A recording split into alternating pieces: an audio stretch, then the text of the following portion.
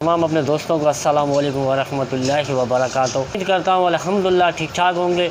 जहाँ भी रहें खुश रहें, आबाद रहें, जिस देश में रहें अल्लाह पाक आपको खैर और आफियत अता फरमाए।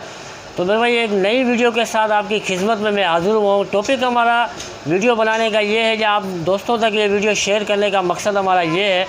एक CD70 चाइना का बाइक या होंडा, दोनों का टॉपिक हमारा एक ही है। देखिए, एक छोटे से फॉल्ट की वजह से एक बड़ा नुकसान हो गया है इंजन का। वो नुकसान क्या हुआ, गाड़ी के ऑयल पंप ने काम करना छोड़ दिया और उसकी वजह से जो है तमाम चीज़ों को बहुत ज़्यादा नुकसान पहुंच सका। तो वीडियो स्टार्ट करने से पहले एक छोटी सी हमारी गुजारिश है, आप हमारे चैनल पर नए हैं तो सब्सक्राइबर कर देना, लाइक करना, वीडियो शेयर लाजमी करना, कमेंट में अपना इज़हार करना। तो चलते हैं अपने काम की तरफ और जितनी इंशाल्लाह मालूमात होगी मैं आपको एक एक चीज़ की अपडेट देता रहूँगा। तो चलते हैं। सबसे पहले मेरे भाई, सबसे पहले मैं आपको ये बताना चाहता हूँ, छोटे से फॉल्ट की वजह से जो बड़ा नुकसान हुआ है। देखिए, वो छोटा सा फॉल्ट है हमारा ये ऑयल पंप की गिरारी, जो इस वक्त आपको कैमरा मैन जूम करके दिखाएगा। तो इस वक्त देखें, ये ऑयल पंप की गिरारी इसकी बिल्कुल कट चुकी है और ये देखें बाकी गिरारी एक साइड से सही है और इस तरीके से कट चुकी है जैसे कोई बंदे ने कोई ग्राइंडर से आरी से काट दिया हो। पर ऐसी कोई बात नहीं है मेरे भाई, ये गाड़ी के अंदर फॉल्ट आया है। ये गिरारी इस तरीके से टूट चुकी है जिसकी वजह से बहुत सारा नुकसान हुआ है और मज़ीद आगे नुकसान क्या किया मैं आपको बताता हूँ। देखिए, सबसे पहले तो मैं आपको ये हमारी क्रैंक शाफ्ट है, जो वेट भी हम कहते हैं इसे, क्रैंक शाफ्ट भी हम कहते हैं इसे, कनेक्टर रॉड भी हम इसे कहते हैं। तो सबसे पहले मैं आपको ये बता दूं, सबसे पहले से नुकसान हुआ हमारी क्रैंक शाफ्ट को नुकसान हुआ है। जो ये क्रैंक शाफ्ट को ऑयल न मिलने की वजह से जो है क्रैंक शाफ्ट टूट चुकी है और बिल्कुल ख़त्म हो गई थी। तो मैं आपको दूसरी बात दिखा दूं, ये देखें गाड़ी का ये पिस्टन है, जो ऑयल पंप नहीं काम करने की वजह से ये पिस्टन बिल्कुल आप देख सकते हैं बिल्कुल कंडम हो चुका है, बिल्कुल स्क्रैप हो चुका है। और ये कनेक्टर रॉड हमने इसके अंदर जो है बदली करवाई है और ये इसके कनेक्टर रॉड के वेट बेरिंग है जो हमने ये भी बदली करवाए हैं। ये ऑयल पंप नहीं होने की वजह से ये तकरीबन आपको ये दिखा रहा हूँ, ये इतने नुकसान हो चुका है इसके अंदर। उसके बाद इसे हम कैम कहते हैं, कैम। देखिए, इसे ऑयल नहीं मिलने की वजह से भी ना ये हमारी कैम जो है ना इसकी बिल्कुल कट चुकी है।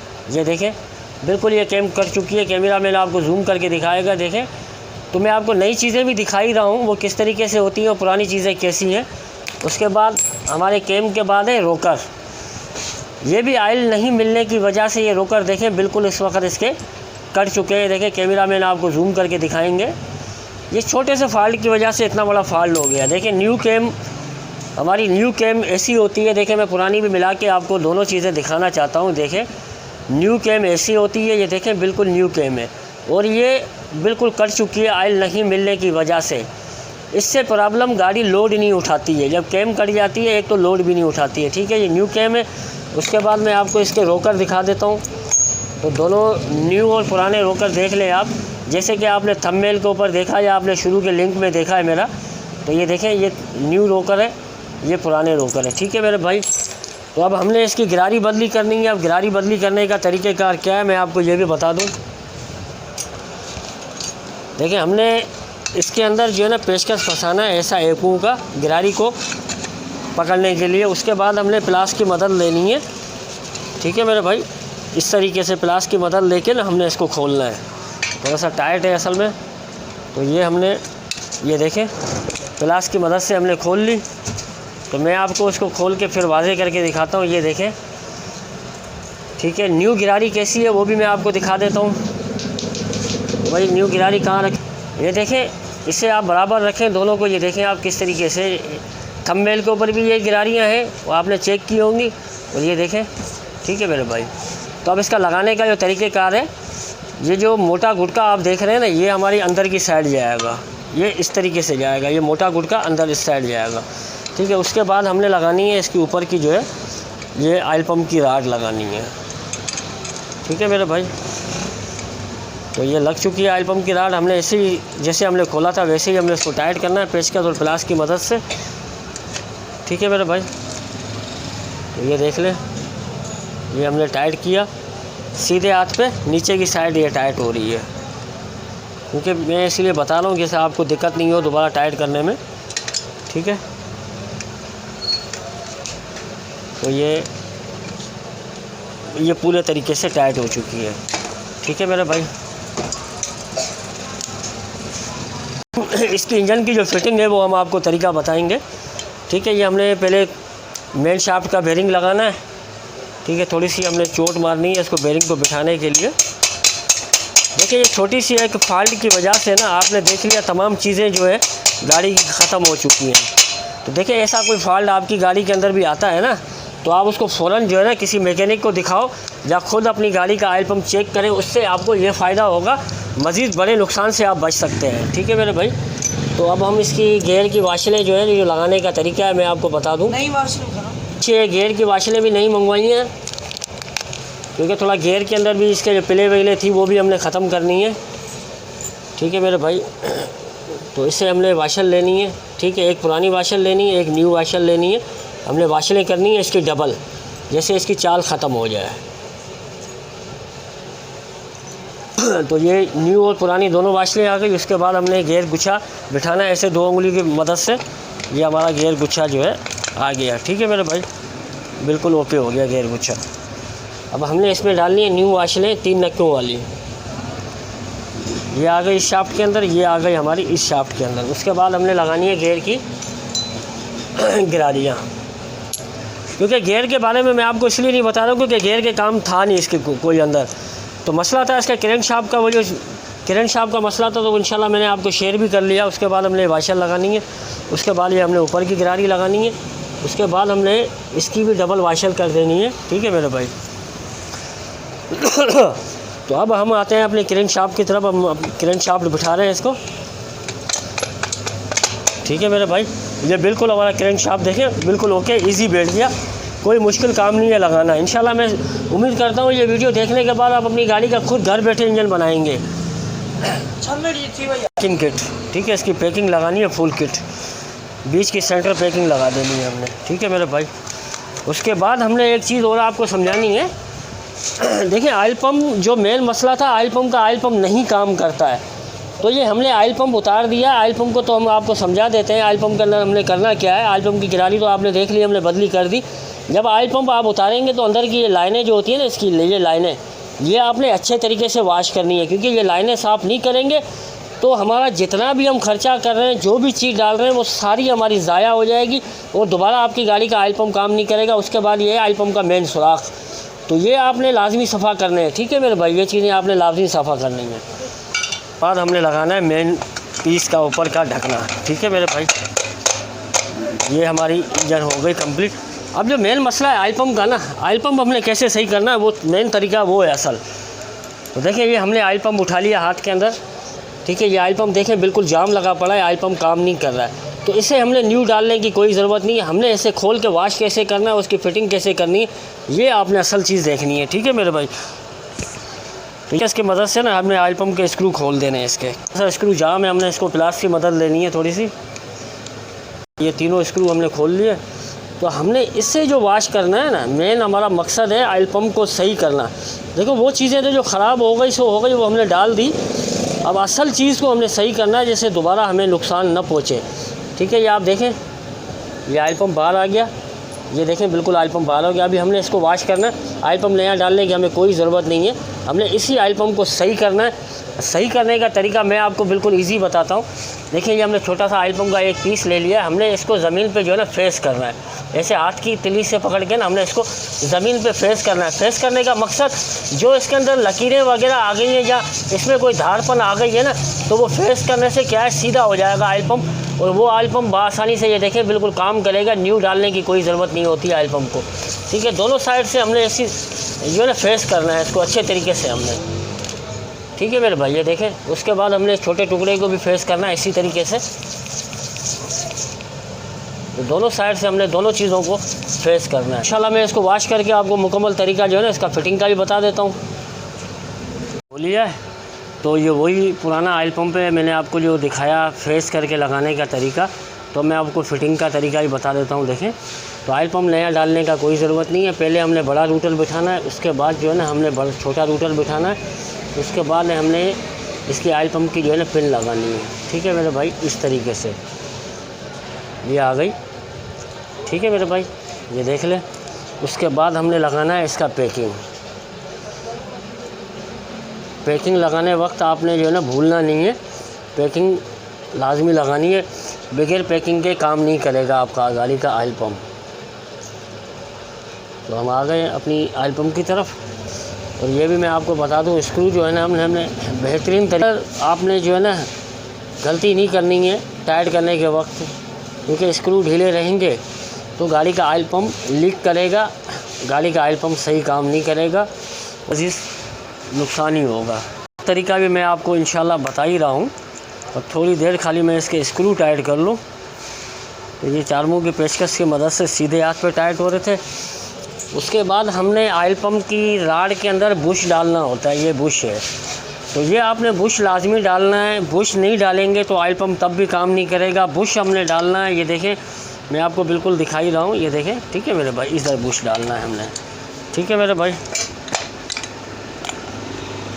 बाहर आ गया इसका, ठीक है, थोड़ा सा इसको हमने ना चोट मार देनी है बिठाने के लिए। इनको चेक करने का सबसे बेहतरीन तरीका हमारा ये है, इसके ऊपर ही हमने ऑयल डालना है। उसके बाद हमने इसको रूटर को घुमाएंगे तो ये ऑयल पम्प सही है या ख़राब है, अभी दोनों चीज़ों का भी पता पड़ जाएगा। ये देखें, ठीक है मेरे भाई, ये देखें ऑयल ये उठा रहा है, ठीक है, ये देखें ऑयल उठा रहा है, मतलब ऑयल पम्प ओके हो चुका है, ऑयल पम्प काम करेगा, है ना। ऑयल पम्प वाली लाइनों के अंदर जो है ना हमने पहले ही ऑयल डाल देना है, ठीक है। उसके बाद जो है ना हमने पैकिंग लगाना है ऑयल पम्प के, ये बड़ा मेन पैकिंग है ऑयल पम्प का, तो ये हमने लाजमी लगाना है। उसके बाद हमने ऑयल पम्प को लगाने के वक्त नीचे से ऑयल पम्प की गिरारी को घुमाना है, ठीक है भाई। ये देखें, तो अभी हालांकि ऑयल पम्प मैंने लगाया नहीं है मुकम्मल तरीके से, बस सिर्फ रखा है मैंने, ऑयल बिल्कुल अंदर ये ले चुका है। उसके बाद हमने स्क्रू लगाने ऑयल पम्प के, तो मदद से है ना हमने स्क्रू लगा देने।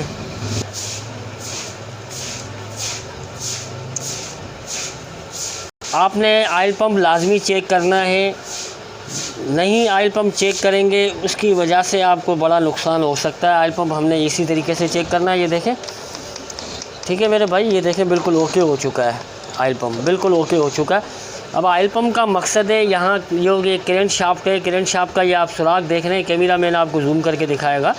तो ये ऑयल पम्प का लाइन जो होता है सीधा इस करेंट शाफ्ट के अंदर ऑयल जाता है, इस करेंट शाफ्ट के ज़रिए इस कनेक्टर रॉड में ऑयल पहुँचता है, जो मैं आपको दिखाना चाहूँगा अभी। ये देखें, ठीक है, ये मैंने देखें कनेक्टर रॉड में ऑयल डाल दिया। अब यहाँ से आपको कैमरा मैन जूम करके दिखाएगा, यहाँ ऑयल नहीं है, ठीक है, नहीं आया ऑयल।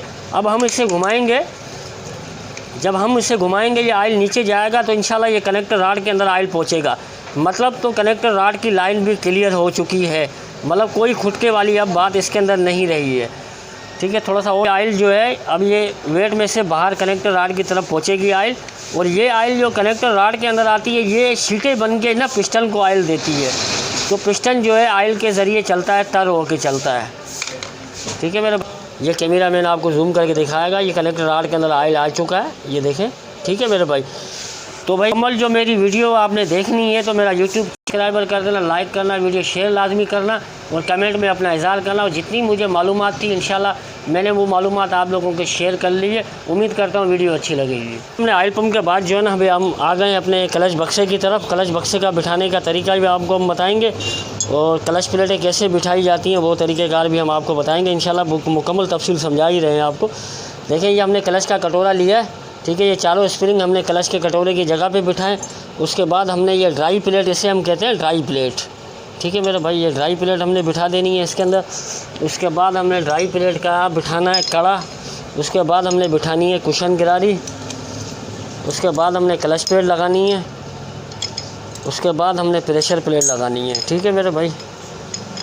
तो ये प्रेशर प्लेट आ गई, ये हमारी क्लच प्लेट आ गई, ये हमारी ऊपर से प्रेशर प्लेट आ गई। अब हमने इसके लगानी है लॉक। तो लॉक हमने कैसे लगानी है, हमने लेनी है थोड़ी सी अपने पाँव की एड़ी की मदद, जिससे हमने बक्से को दबाना है। ये देखें वर्किंग कर रहा, तो ये हमने लगाना है, ठीक है। तो ये बिल्कुल इजी बैठ गया, ठीक है मेरे भाई। तो उसके बाद हमने लगाने हैं इसके जो है ना स्प्रिंग, ये 4 अदद स्प्रिंग होते हैं बक्से के छोटे वाले।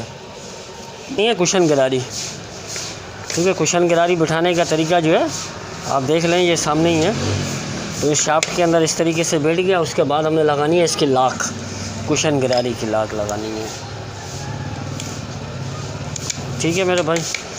अब बक्सा से बिठाने से पहले जो है ना, हमने लगाने बक्से का क्लच गुटका लगाना है, फिर हमने क्लच का बुश लगाना है, उसके बाद हमने लगाना है बक्सा।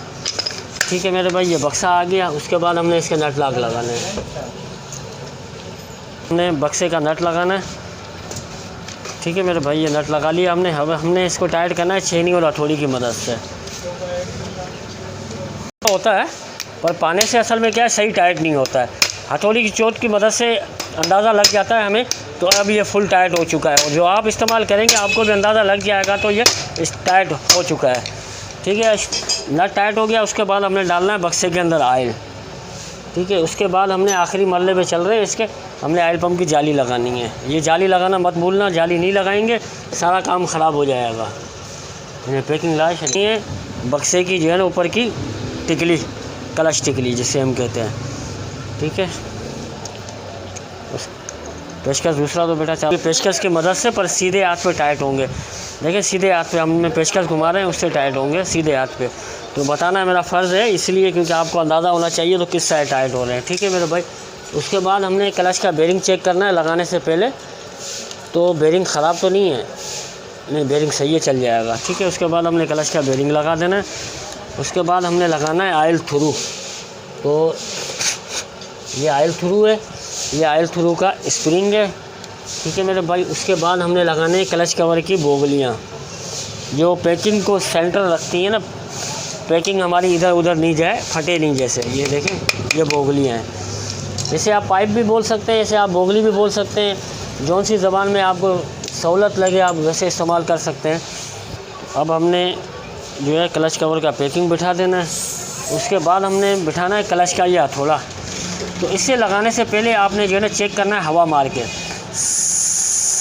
वो इसीलिए क्योंकि ये हो सकता है वो बंद हो, तो इसकी लाइन बंद होगी तो कनेक्टर राड की लाइन बंद होगी। तो ये चीज़ आपने जहन में डालनी है। ठीक है, इसका लगाने का तरीका ये ओके हो गया। अब हमने लगाना है क्लच कवर इसका।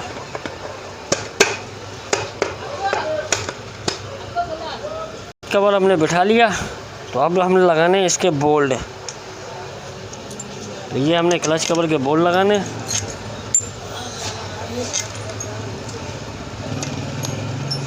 जो है लगा के टाइट करना है। आमने सामने के बोल्ट हमने इसलिए लगाने हैं क्योंकि सेंटर होना चाहिए। सेंटर नहीं रहेगा तो फिर वो पीस को ख़तरा होता है टाइट करने में टूटने का। तो बराबर